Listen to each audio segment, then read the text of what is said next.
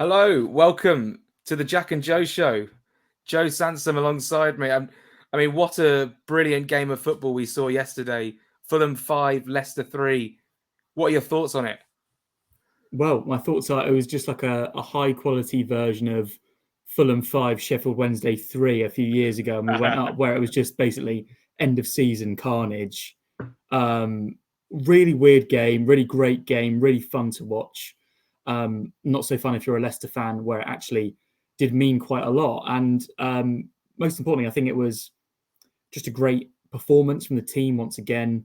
Scoreline took a little bit of the gloss off with the consolation goals on the 81st and 89th minutes, when the game was already wrapped up. But just a great win and, great to be here talking about another good result because we'd had a couple of, three losses in a row, which were all very tight and all very, very closely fought. Yeah, honestly, we lost to City, lost to Villa and Liverpool. I think the Villa game we weren't very good in, but the other two we competed very, very well in, and considering they're two of the best teams in the league, that's commendable. But against a Leicester team who had so much to play for, I said it on the quick. I did the quick take this morning, and we're recording on Tuesday to upload Wednesday. It really is quite amazing how they just did not turn up, and they are susceptible from set pieces. However, they were so flat. They were easy to play through. Although you got like Barnes and Maddison and Vardy, who are very dangerous players individually up front, at the back, I was very concerned for them. Really spineless, Joe. Yeah, completely agree. And the concern for me is exactly what you've just said, that how easy it was. And this was a far, far bigger game for Leicester than it was for Fulham. We spoke before previewing it about that game against Everton, where it was just a crazy game of football. It was end to end.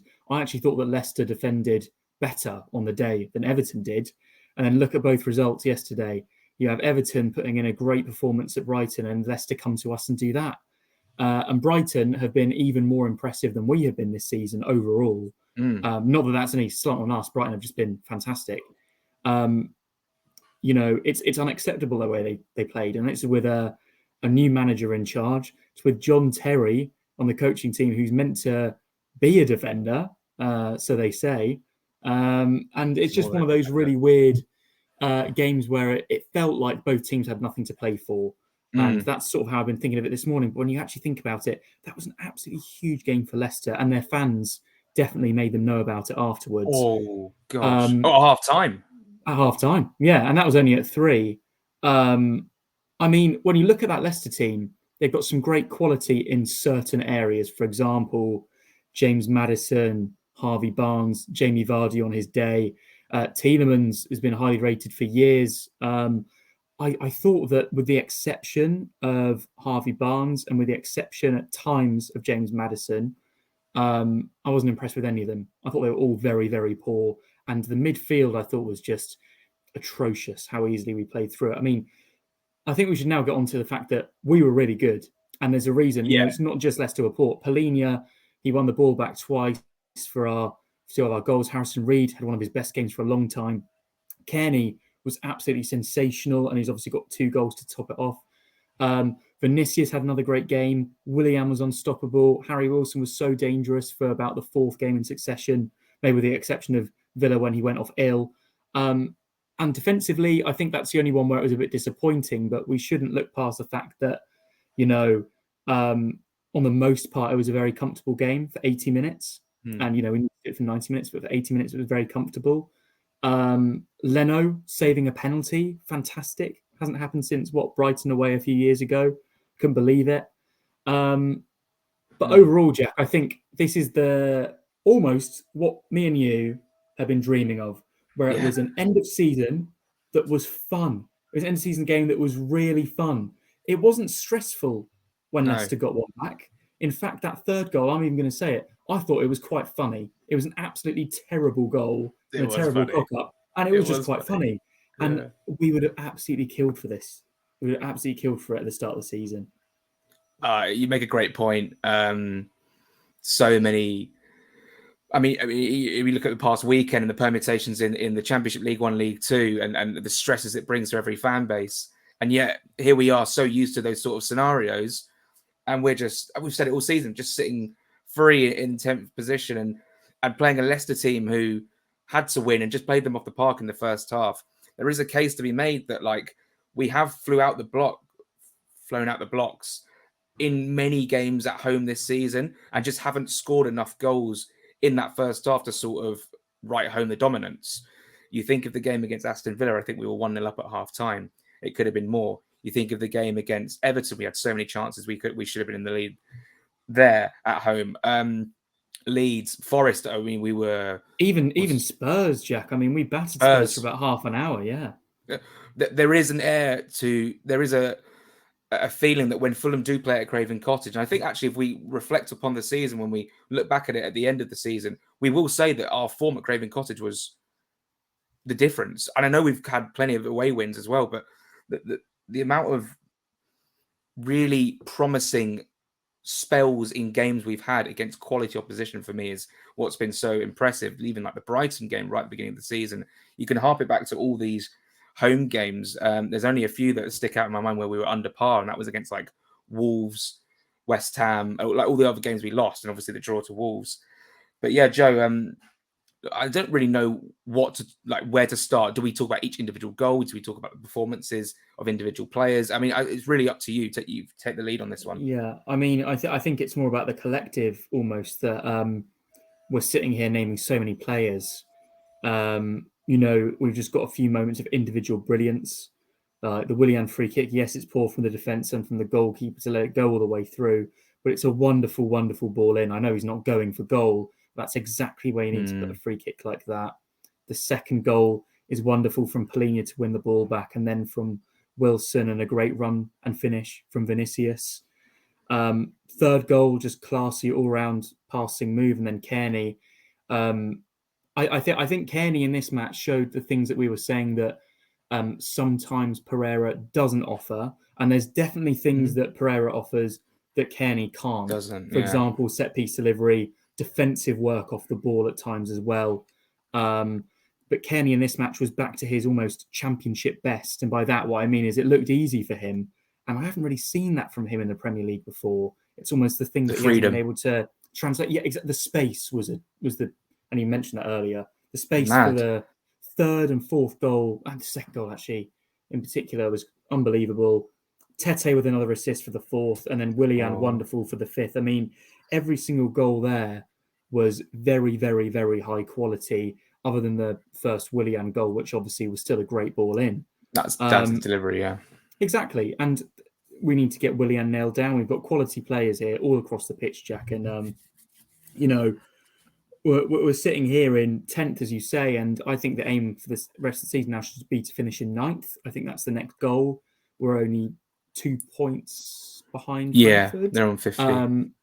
No games in hand, but they've got, I would say, a tougher run in than us on the basis that they've got West Ham at home, which, is very winnable, but West Ham are not mathematically safe. I think they are safe. They do have that big game on the Thursday night, though. They have the first leg of their semi. Of course, and that, I guess, will mean that they play on the Sunday, perhaps. It's a Sunday 2:00.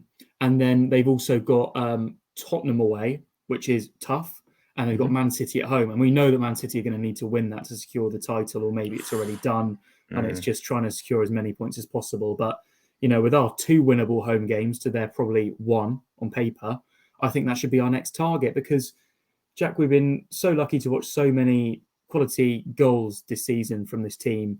And I think yesterday was really the pick of the bunch in terms of the quality of every single individual goal. Different types, long shots, team moves, winning it high up the pitch, counter-attacking. It was all there. It felt like we were watching Silver's championship team, but just with an upgraded sort of level of player quality, because you still had the likes of Wilson and Kearney in there as well, Tosin. You spoke about Tom Kearney looking like his championship self. Harry Wilson, just the last few games has really come alive for me. And that brilliant run he made for the second goal, and the decoy run that Vinicius made, and he found the ball perfectly to him. It's actually a really good finish from Vinicius. because he's going away from goal and actually the keeper's sort of coming out towards him and he just makes it look very, very easy. And like you said earlier, I mean, if you're a Leicester fan in that away and you're thinking, right, Fulham have got nothing to play for really, which is quite a lazy way of looking at things. Obviously, we have things to play for in our own individual club, but they will look at it and go, Fulham away, like they genuinely are mid-table. We have to win. And it's amazing because all these teams that are down there at the moment at the bottom of the table, apart from yesterday and apart from Leicester, just finally woke up and were like, actually, we need to win this game. Forest did it and Everton did it, and Leicester just didn't. And that could actually be the reason they end up going down. But I mean, notable mention for Vinicius. I thought his performance all round was really good. The hold-up play for Kearney's goal was really, really good. Paulinho with that tackle to lead to the second goal. I mean, he was just everywhere again. And I actually got quite annoyed at the most annoyed I got was I don't know if you remember, if you saw it, but we were running away with the ball and it was, who's the right back? Christensen? Yeah. He took down one of our players. I can't remember who was on the ball. And the referee blew up for what I thought was a foul. He just blew the halftime whistle. And it was the most blatant yellow card I've ever seen. And he just didn't give it. And I was thinking, we just give it as he's walking off the pitch. He didn't. It was a clear yellow card in my mind. But it was just a really nice afternoon. And just sort of reminded me of 10, 11 years where we'd have the 5-2s against the Newcastles and the 5-0 against Wolves, the 6-0 against QPR. Just one of those like really fun goal-scoring days. And of course, next we have Southampton. Is there anything more you want to say on the Leicester game before we move on to that game? I don't think so. I think it's just that it's made me so excited for these next two games when we've also, as we're going to come on to, got teams that are either lower in the table or have nothing to play for, because I think we will hopefully get more football like we saw yesterday. It was so free-flowing, wasn't it? It was amazing how much space we got. Tete, that fourth goal, no one was around him. Yeah. What was going on? Honestly, I'm going to have to watch some Leicester fan reaction just to see their take on things, because not even to rub it in or anything. I'm genuinely fascinated as to how they found that performance. And I spoke this morning about Dean Smith as a manager, and his stock is quite low. After the job he did at Norwich in the Championship, where they were floating in just around the playoffs, and he was on a sackable run of form, to then go to somewhere like Leicester to keep them alive in the Premier League. I know he did it with Villa in the lockdown season. It's incredibly hard for a team that hasn't recruited very well in the last few years. They've lost Kasper Schmeichel. Yeah. I just find that when we beat teams like this, or when we beat Everton, Leeds, and Leicester, I find it fascinating how easy it was to do, given the circumstances they're in and the circumstances we're in. But I said it this morning, I just put it down to them just being bad teams, and we're actually a good team. Joe, we can relegate Southampton at the weekend away from home at their place, and they haven't been down in the Championship since 2011-12, I think. So, 12-13, I don't know. 11-12 is when they got promoted. It could be a very, very somber day at St Mary's, and we could be a huge reason as to why it is like that, Joe. How do you see it going? Yeah, I mean, it's a really weird one, because I'm sure, many people watching, I watched the Forest Southampton game last night, and it really was, last chance saloon for Saints. They had to win to keep any survival hopes alive. I mean, let's face it, they are gone. They're 8 points off. There's 9 points to play for. Even if they win all three games, which I don't think they will, they go down basically, because people are going to pick up more points. It's sad. I don't find joy in relegating another team, because I know how it is as a fan. I don't find any joy in it. But that being said, I want to win at the weekend, and I think we will. Spoiler for my prediction, but I think we will, because I thought defensively they looked all over the place. Like Leicester, I think they can cause you some problems going forward on their day. But the team chops and changes every week. There's no continuity. There's no belief. There's no structure. There were weird situations where you had one week someone starting up front, the next week is out of the squad altogether, and now you've got Adams coming in and out. You've got the new record signing. The name escapes me. Sulemana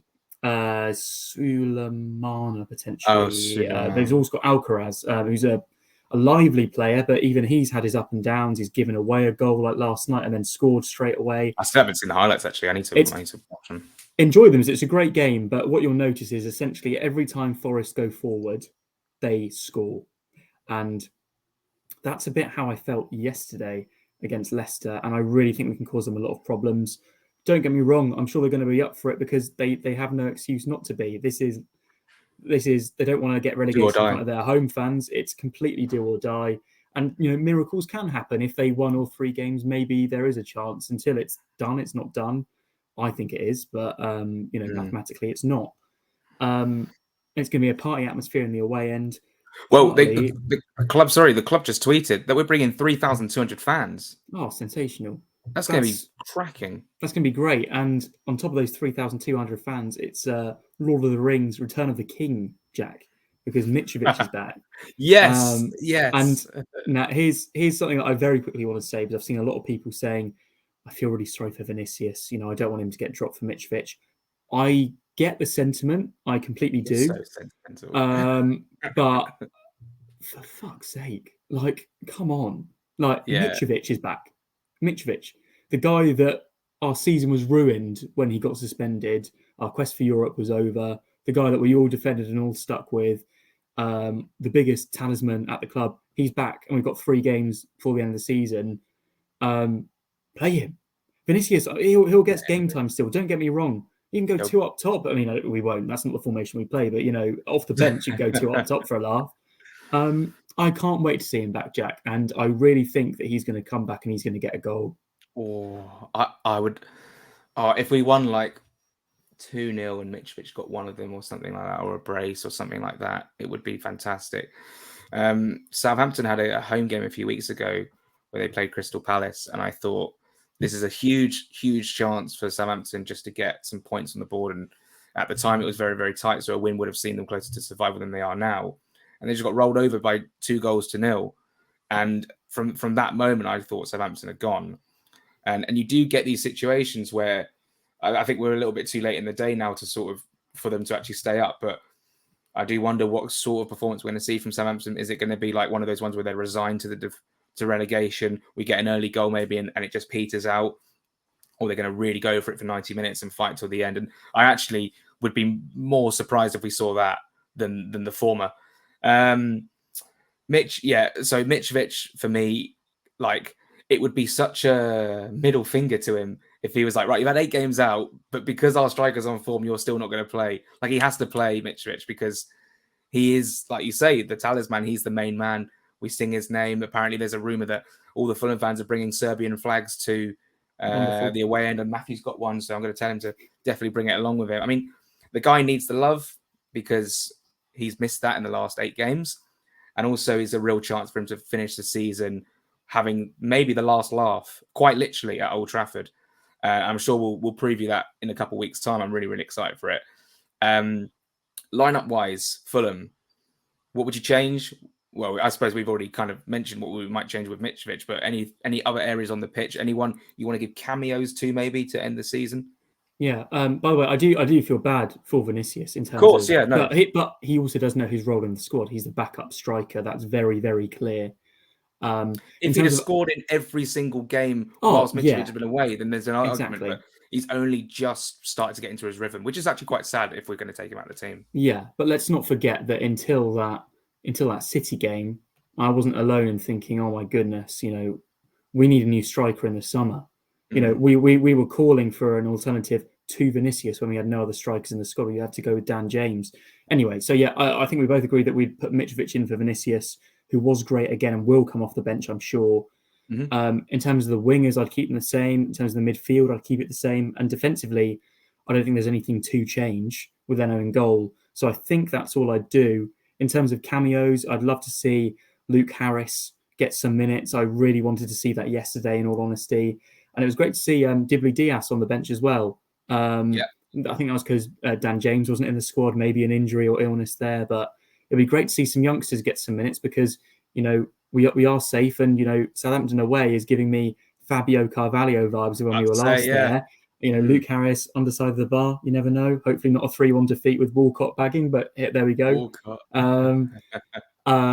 It's it's, I think, a quite simple team unless they're knackered, which I don't think they should be.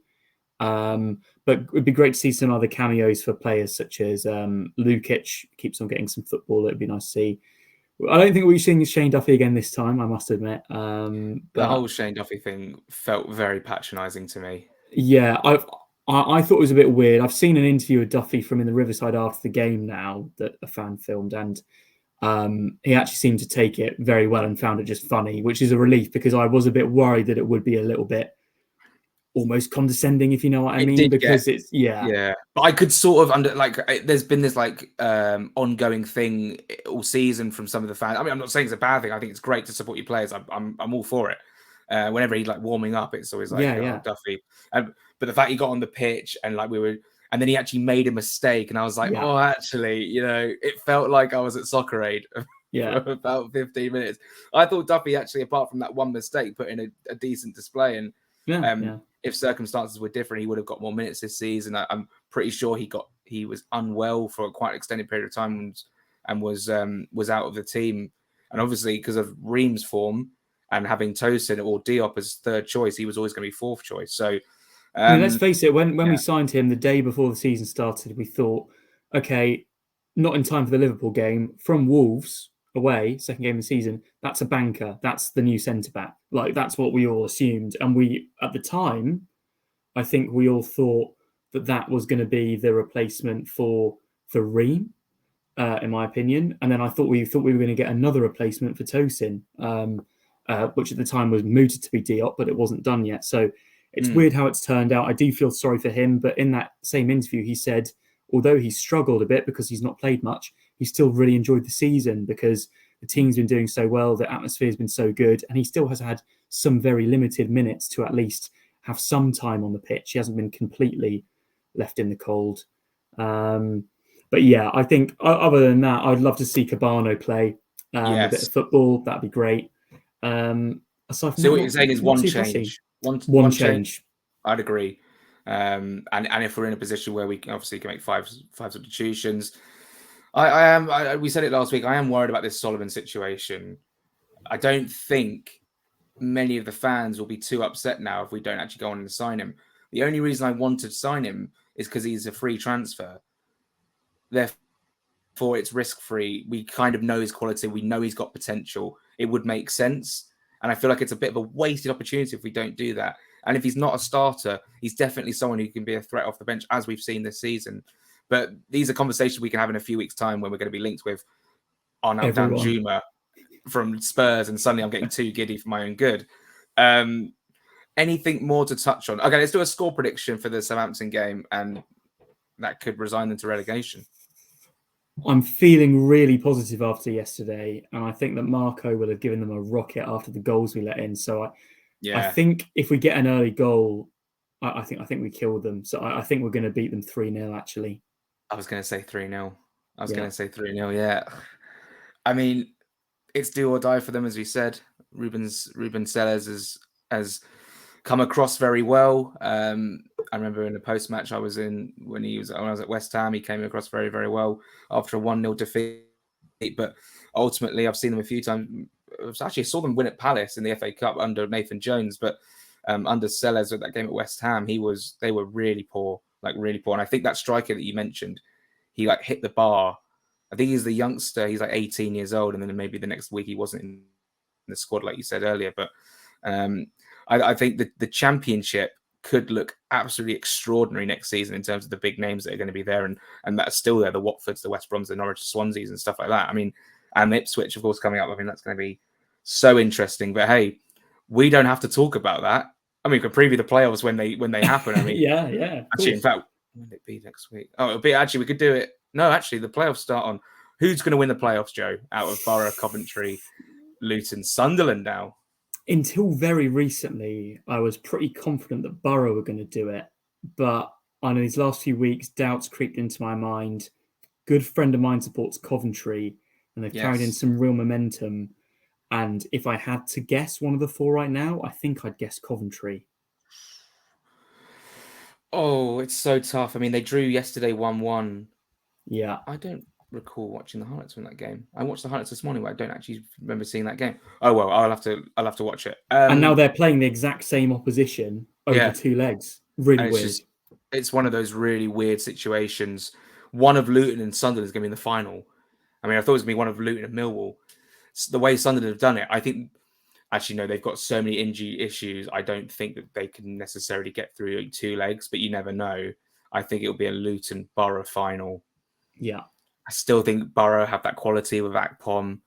Not just Akpom, they've got other very, very good players, but I can't look beyond Borough at this moment in time.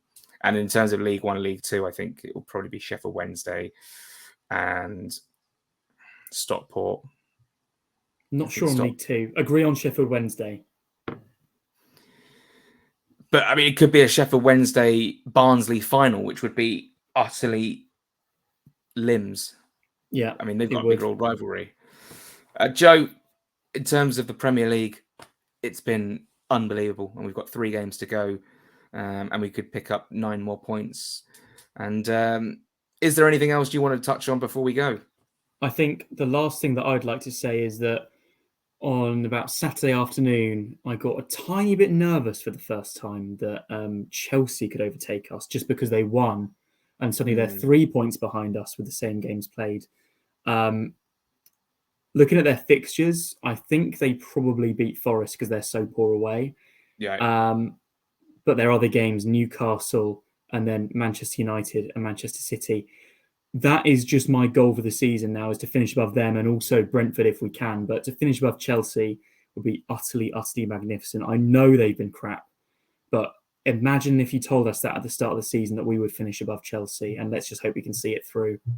Oh, you're right. I didn't actually realise they had a game in hand, which is against Manchester United. So they're 6 points behind us. Incredible Premier League season, and Leeds as well. They've had a terrible weekend in terms of results, but at least they didn't get thrashed by Manchester City. Manchester City play tonight in the Champions League first leg semi-final. I would like to see Manchester City win the Champions League just because. Actually, I don't know. It would be nice to see them, but I want Arsenal to win the league. And I think we're just going on for too long now. Joe, thanks so much for being here. Yeah, thanks so much for being here. No worries. Thanks, Jack. Cheers, everyone, for watching. Have a great time in Southampton if you're going. But more importantly, the most important event of the weekend is obviously Eurovision. Enjoy that as well. Sensational. Yeah. And that's the real double header, is Eurovision and Southampton away. But I think the most important thing is that once again, we're sitting here happy, Jack. I mean, I know we've had a couple of bit rubbish results over the last couple of weeks, but against good teams. But that yesterday was what it's all about. Fun Premier League team to watch. Mid-table doesn't have to be boring. I think we've shown that. And it's just been a wonderful season. And there's 3 games to go, so let's enjoy every minute of it, because you never know what could happen next year. You never know. You never know. I mean, you look. Do you as a fan base look upwards? Do you look worried, thinking you're going to drop off, or do you think you're going to stay right where you are? The one thing we can't do, and I said it this morning, is be like, oh, we've got a squad that's capable of finishing mid-table in the Premier League table. Therefore, we don't have to add to our squad. Marco Silva's made it perfectly clear in the last couple of weeks that is definitely not the case, and that we are going to be investing, which is incredibly exciting. Southampton away, we'll see you there despite the train nonsense. Come on, Fulham. Come on, Fulham.